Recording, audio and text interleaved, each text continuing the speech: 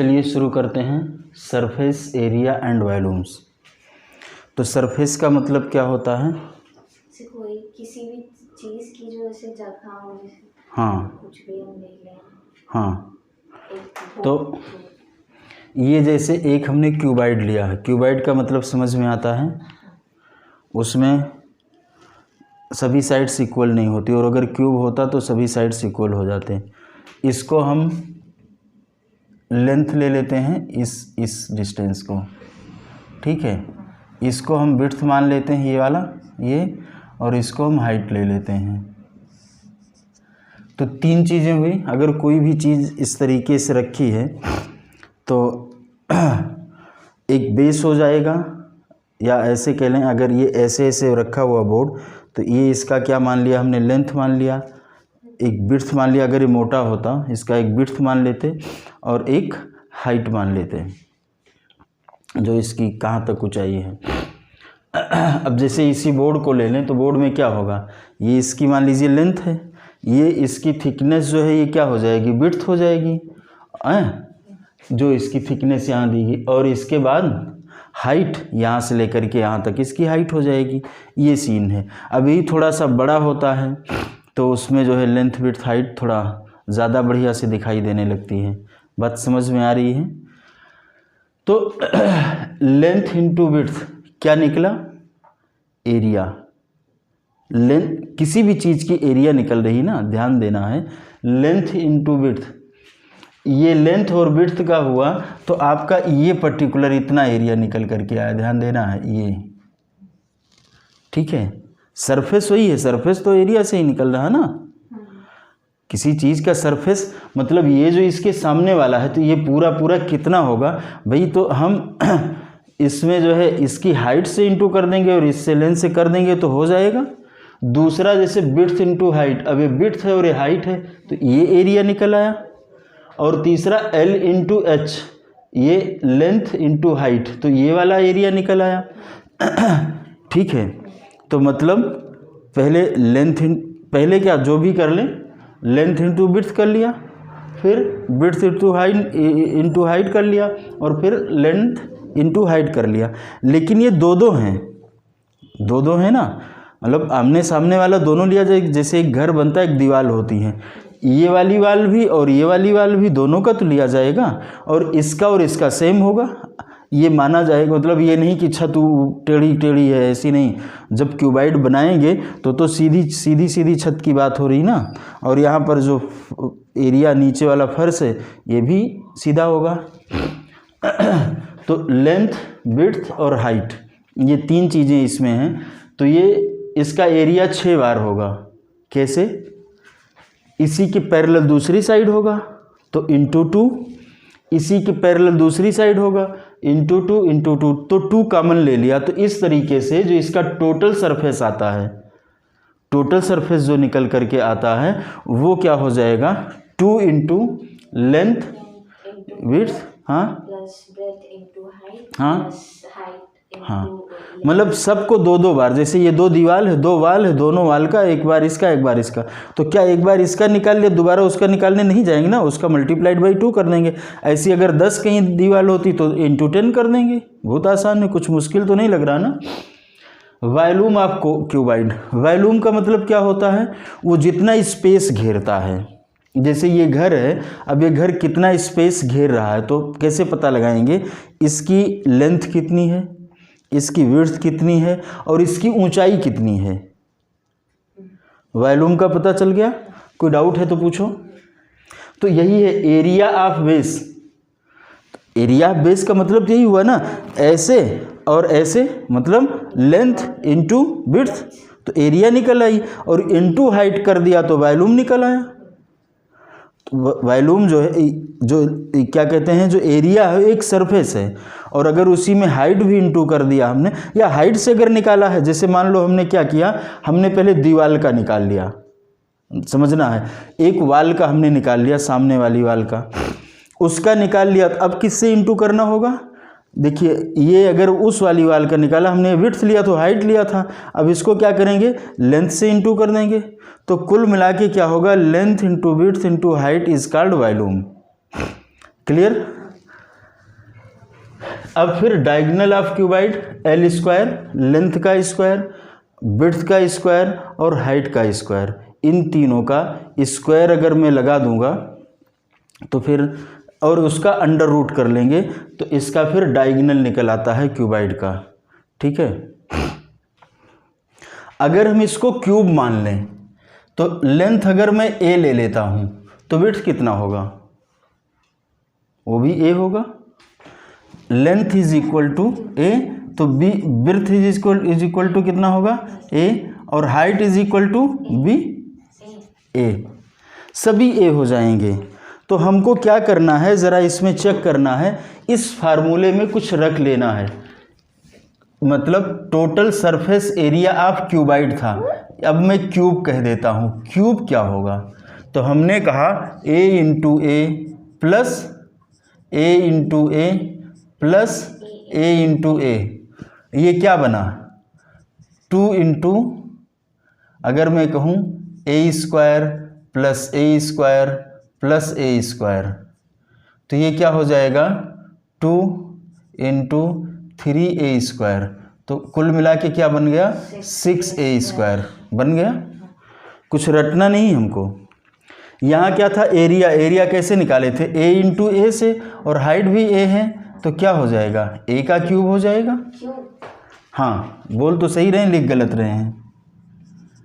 ठीक, इसी तरीके से यहाँ पर लेंथ हमारी क्या होगी a का स्क्वायर, विड्थ क्या होगी a का स्क्वायर और a का स्क्वायर, तो ये क्या हो जाएगा 3a का स्क्वायर।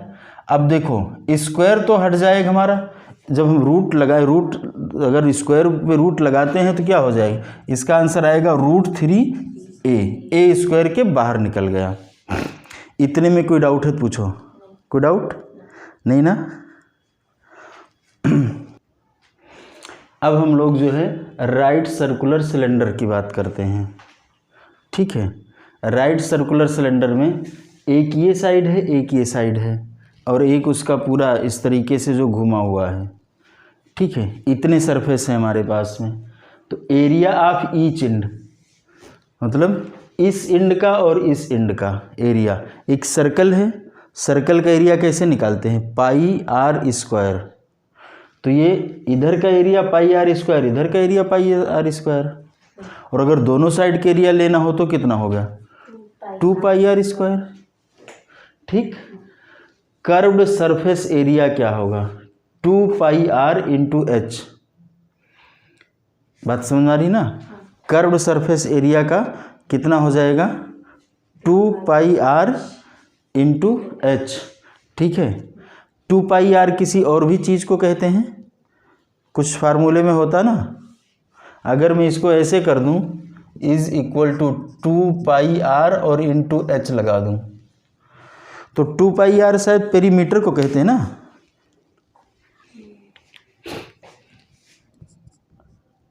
पेरीमीटर ऑफ बेस, दोनों साइड का पेरीमीटर इसी तरीके से निकाला जाता।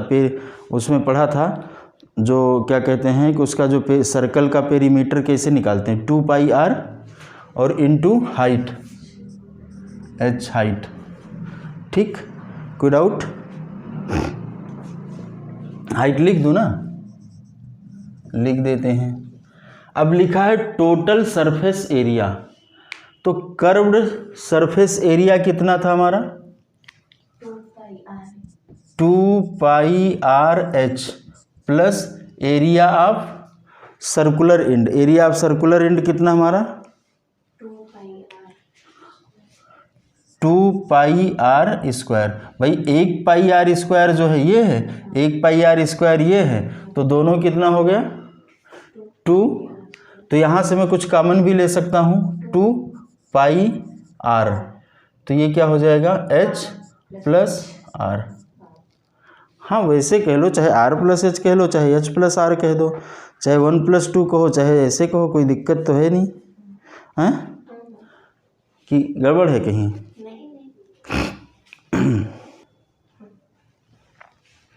ठीक है, तो वॉल्यूम क्या है पाई आर स्क्वायर एच।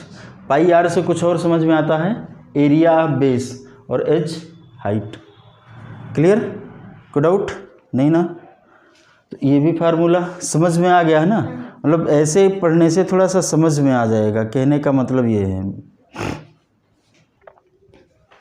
अब हम लोग राइट सर्कुलर देखते हैं। ये देखिए, ये आपका 90 डिग्री है, तो ये जो बनेगा इसको क्या कहते थे हम लोग? हाइपोटेन्यूज। तो हाइपोटेन्यूज पहले वैसे कर लेते हैं ना, तब समझ में आएगा। हाइपोटेन्यूज ले लिया तो याद नहीं करना पड़ेगा ना, फार्मूला आसान हो गया। हाइपोटेन्यूज जानते ही, तो L square is equal to क्या होगा? This square plus this square. खत्म? कोई डाउट नहीं ना? अब फिर हमने कहा curved surface area. Curved surface area क्या है? Pi R into L, pi into R into L. इसके बाद total surface area this plus this, तो इसमें कुछ कॉमन हो सकता है ना? पाई आर, तो कितना बचेगा? In bracket R plus L plus R, L plus R. ठीक, कोई डाउट नहीं ना? पक्का? इसके बाद क्या है? वॉल्यूम। वॉल्यूम में हम क्या कर सकते हैं इसको? 1/3 पाई आर स्क्वायर से क्या होता है? कोई एरिया निकलती है ना, area of area of circle, तो इसको हम कह सकते हैं एरिया ऑफ बेस। ठीक, एरिया ऑफ बेस और इनटू हाइट। ठीक है, कोई संदेह है तो पूछ लो, नहीं है तो आगे बढ़ते हैं। स्फीयर का चलते हैं। स्फीयर में क्या आएगा? जैसे बॉल, स्फीयर का सरफेस एरिया क्या है? 4 पाई आर स्क्वायर, और वॉल्यूम इसका क्या है? 4/3 पाई आर क्यूब। ठीक, हेमी स्फीयर का मतलब आधा हो गया, हेमी मतलब आधा हो गया, तो अगर इसका सरफेस एरिया निकालेंगे तो इसमें 2 से डिवाइड कर देंगे। भाई 4 पाई आर स्क्वायर अपॉन 2, तो 2 से 2 गया, क्या बचा? 2 पाई आर स्क्वायर। अगर टोटल सरफेस एरिया निकालना होगा तो 2 pi R square plus pi R square कितना हो जाएगा? 3 पाई आर स्क्वायर। और वॉल्यूम में भी यही करेंगे। इसमें अगर मैं 2 से डिवाइड कर दूँ तो कितना बचेगा? 2/3 हो जाएगा, 2/3 पाई आर स्क्वायर। तो अगर एक से दूसरे को लिंक कर लेंगे तो याद रहेगा, एक अगर याद हो जाएगा तो दूसरा भी रहेगा, कोई ऐसी दिक्कत नहीं आएगी।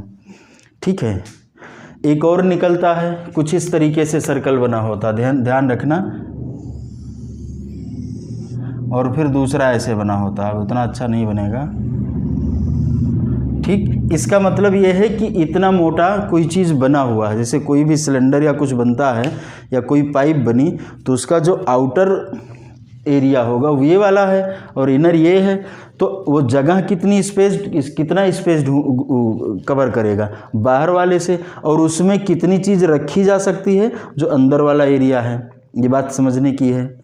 ठीक है, फार्मूले वही लगेंगे, बस उसमें क्या करेंगे, एक का रेडियस कैपिटल आर ले लेंगे और दूसरे का स्मॉल आर ले लेंगे और काम चला लेंगे, या R1 R2 करके ले सकते हैं, जिस भी तरीके से पसंद आए वैसा कर सकते हैं। ठीक, अब इस बेसिस पर एक्सरसाइज करके ख़त्म करना है, जो क्वेश्चन होगा पूछना है।